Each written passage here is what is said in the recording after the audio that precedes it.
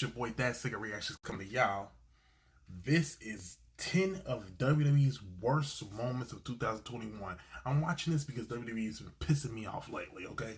You know what I'm saying? So I'm just wanna, yeah, they making me mad, alright? You know what I'm saying? So, yeah, we're gonna do this way. 11 WWE wrestlers who were punished for going off script. Oh yeah, the Titus thing. Well, I should have looked at that one. But anyway, yeah, we're going to do this. Don't forget my Patreon is in the description. We get exclusive access, early content, and special requests. You can do PayPal, CashApp, any of that is cool for special requests. And your boy also has a P.O Box, so feel free to send me whatever you want to send me. And I also have partnered with DIYLJ, which is F Customs. They customize jerseys and hoodies and everything that you could actually. I should really go in that website and look around. It could be team versus team playing, you know, chess or Uno or whatever, you know what I'm saying? Y'all might want to support the same thing, and your other team might want to support the same thing. You know what I'm saying? They ship worldwide. Just make sure that y'all use the coupon code ThatSingerReactions, and you'll get 10% off. Now let's jump into this. I'm already getting pissed off looking at this thumbnail. A whole lot happened in WWE in 2021, and while there were plenty of good moments, there were also a whole lot of bad ones. We ranked them, and here are the top 10 apps. And when they bring Alexa Bliss back, I hope they'd have dropped all that. That, like, WWE is at the point now where you are allowed to just say, just erase a storyline, because that's what y'all do. You know, it's okay for you to just drop whatever y'all have planned for Alexa Bliss. Just drop it. Even if it's ongoing or whatever, just drop it. We don't care. You know what I'm saying? The worst WWE moments of 2021. After her last WWE appearance in 2016, I don't think anyone had high expectations for Eva Marie. Even with that, Marie's return in 2021 still managed to be a disappointment. But always been fine. Despite it being over 7 years since she had her first match, Eva Marie still hadn't improved in the ring. This became really evident at SummerSlam, when Eva took on Alexa Bliss. There was just as much time spent standing and walking around as there was actually wrestling. The fans weren't into the match either, and even started chanting, "We want Wyatt." It didn't help that one of the biggest moments of the match was when Eva Marie grabbed the Lily doll. Thankfully, the match was only about 4 minutes long, but you know something's wrong when the best thing about the match is how quickly it ended. Eva Marie's whole return was pointless and a bit painful to watch. Yeah, in her match at SummerSlam, yeah, that was so stupid. Like, they kept her, and I remember I kept saying, like, why? For what? Like, she's trash. Like, Slam was the turd on top. Toni Storm had a rough 2021. She debuted on SmackDown in July and then just made sporadic appearances. That wasn't ideal, but things turned bad in November. The Master of the Storm Zero interrupted Charlotte Flair while the Queen was being interviewed. The two women started fighting, which led to Flair grabbing a pie and throwing it into Storm's face. Then Charlotte threw a second pie at Toni Storm, and the whole time, Storm just stood there and didn't do anything. A week later, Toni got even with Flair by hitting her with a pie, but the whole thing was... I'm trying to figure out, so what pies do these people be having that's so melty like that? Seriously. These pies ain't got no thickness to them or nothing. Like, these pies just got whipped cream in them? Like, what the hell? Face. Then Charlotte threw a second pie at Toni Storm, and the whole time, Storm just stood there and didn't do anything. Yeah, a week later, Toni got even with Flair by hitting... What kind of pie is that, bro? Storm just stood there and pie. Didn't do anything. The pie a week later, dripping. What kind of pie is dripping? Toni got even with Flair by hitting her with a pie, but the whole thing was just kind of dumb. These two are phenomenal wrestlers, and hitting each other with pies just seems to beneath them. Also, it was one thing for Toni Storm to get hit by the first pie. It was another to have her get hit by a second one only seconds after the first. One of the worst storylines of 2021 was Braun Strowman versus Shane McMahon. About a month after returning to WWE, Strowman was put in a tag team match with Adam Pearce. Shane McMahon forced Braun to tag in Pearce, causing them to lose the match. Apparently him and one of them girls messing around. I forgot who. This began this weird rivalry where Shane would insult Strowman by calling him dumb and stupid.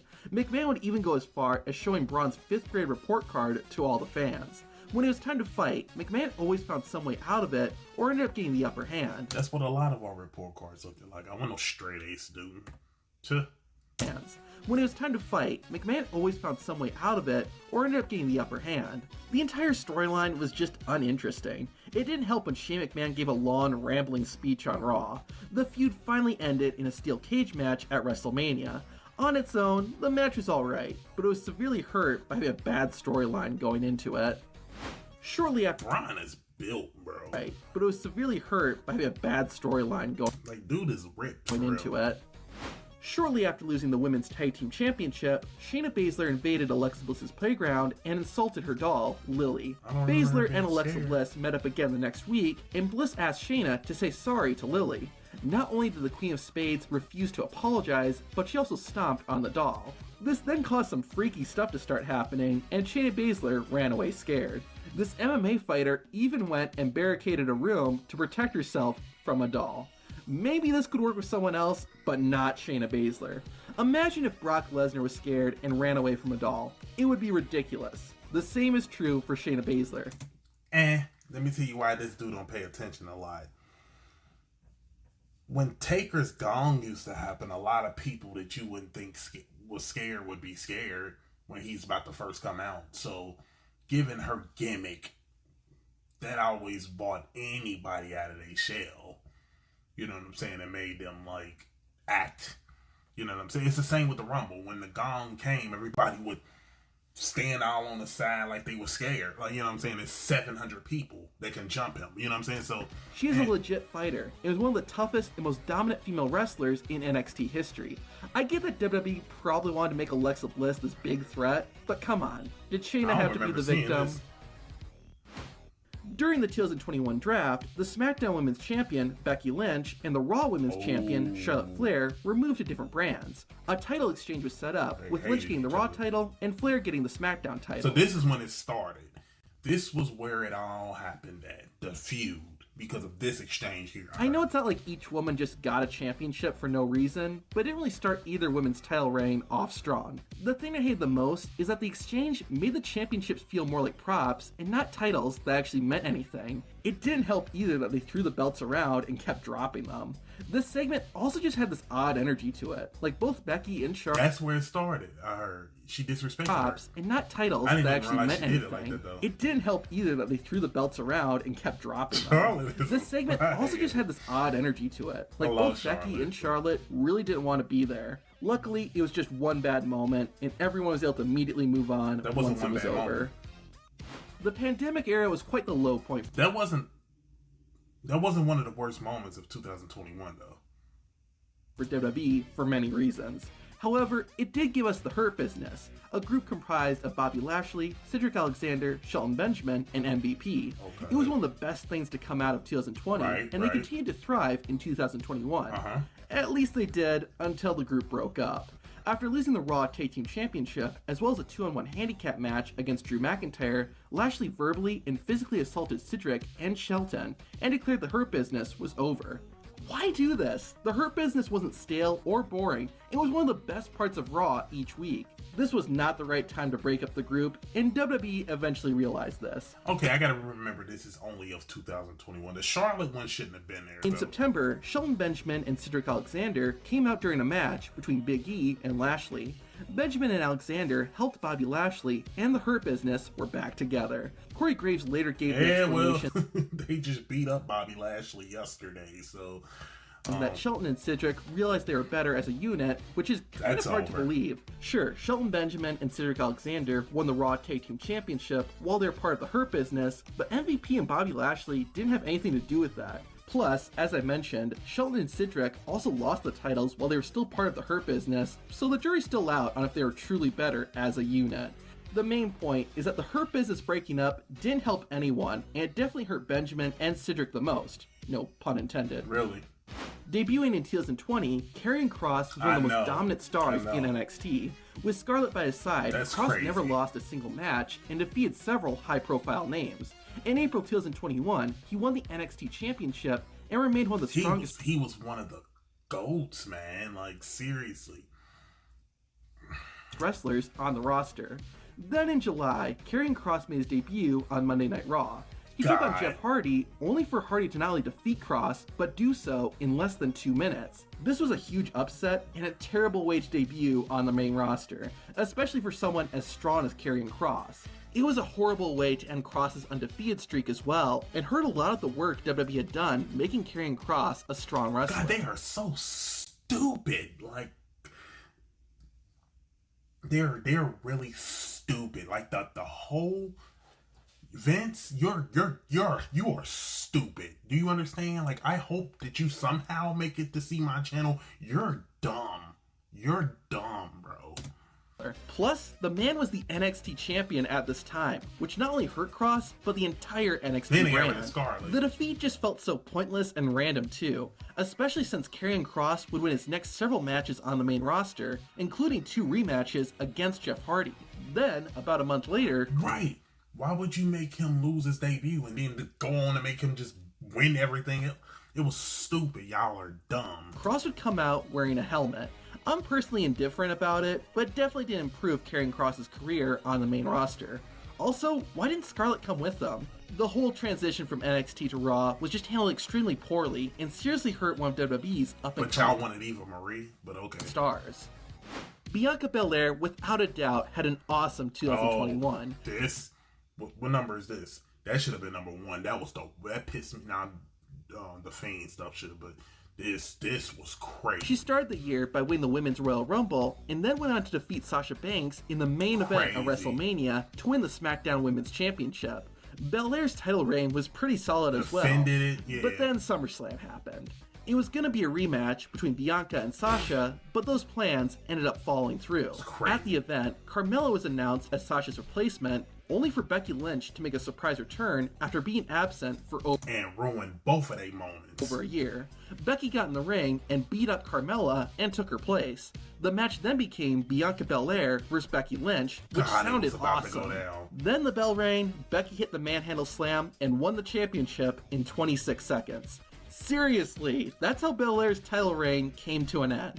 I get that the manhandle slam is Becky Lynch's finisher, but Bianca Belair couldn't kick out?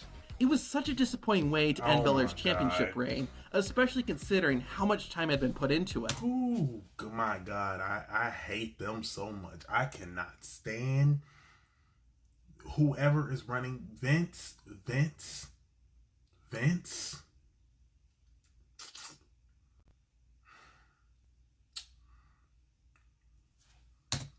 The other thing that makes this moment one of the worst is Carmella. What was the point of having her even come out?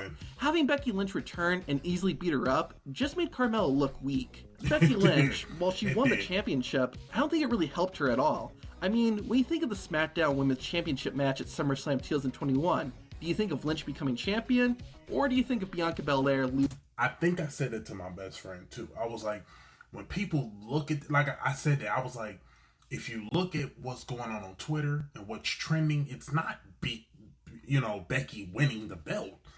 It's literally what happened in the match. It ruined both of their moments. That was Becky's. The pop was big. Everybody was, you should have seen the crowd. It was like very anticipated. Like the crowd was ready for them to fight. And then y'all blew both of them. Like, how do you drop the ball? So, my God. Losing in 26 seconds.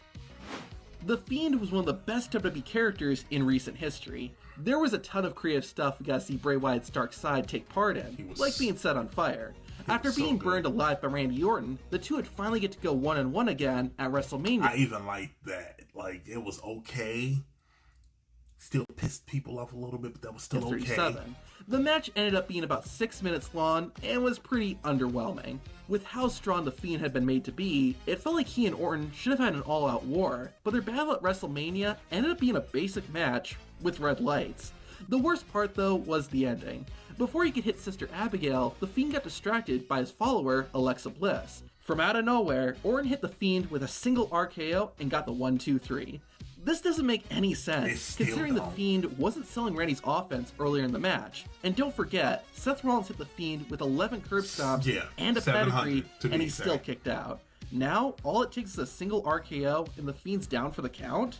It felt like it should have taken way more to defeat him. He Even should have just jumped watching up. the match on its own, it's not really that great, which is disappointing considering how talented these two men are. Before we get to the worst moment, here are some honorable mentions. In a promotional stunt for Netflix's Army of the Dead movie, The Miz and Damian Priest faced off in a lumberjack match with my zombies God. surrounding the ring. I actually kind of liked it, but at the same time, I know it's bad, if that makes any sense. Having zombies totally destroys any suspension of disbelief, and the fact that the entire thing was just being used to sell a movie makes it even more hokey. Plus, the ending with the zombies eating The Miz just looked weird. At Extreme Rules, Finn Balor took on Roman Reigns for the Universal Championship. It was a brutal match for both wrestlers, but thanks to Finn's demon powers, it looked like he was going to prevail. That was, until the top rope fell apart. I'm sort of torn on this ending. I like that it's a different way of ending the match, and I missed it too. I didn't see that because I heard like, and then he jumped up. it or allows something. Finn to still look strong, but Reigns still gets to retain the title. On the other hand, it does also feel a bit lame that the rope just happened to break right before Balor could hit his finisher, especially considering that's like never happened during a WWE match.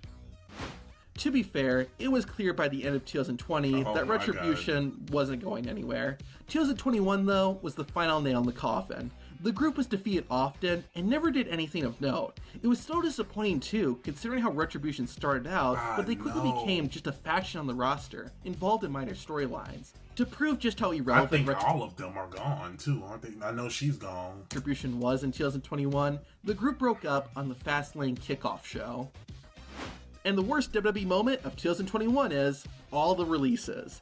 Everyone was surprised by the huge number of WWE wrestlers let go in April 2020. Agree or disagree, there was at least It's funny because AEW got all of a them huge now. number of WWE wrestlers let go in April 2020. Agree or disagree, there was at least a clear reason. The COVID-19 pandemic had hurt WWE's finances, and they were looking to cut expenses. In 2021, I have no idea. It seemed like every few months, a whole batch of wrestlers would be released. That always sucks, but in 2021, there were a lot of big names that got let go, like Braun Strowman, Bray Wyatt, Aleister Black, Mickie James, Samoa Joe, and many more. Even wrestlers that the company had recently brought back, like Eva Marie, John Morrison, and Drake Maverick, were fired. The weird part was, there didn't seem to be any reason. Yeah, them too. Budget cuts were always cited, but really? The releases seem so random as well. Like Aleister Black had just returned on May 21st and started a feud with Big E and was let go 12 days later. Really? You couldn't have waited till the rivalry was at least finished? Other wrestlers, like Bray Wyatt for example, felt like there was so much more they could do, making it even more disappointing to see them let go. The scary part is, will this trend of mass releases continue in 2022? Of course it will. We may not know that, but I do know you can watch the best and worst of WWE in 2021 by hitting the playlist on screen. I would love to see the best, because I don't know what the best could have possibly been. Well, like Bianca winning the belt, you know, like and stuff like that. Like, but yeah, thank y'all so much for watching. Comment, like, subscribe, follow me on all my social media platforms. Everything is in the description to the next video. Peace.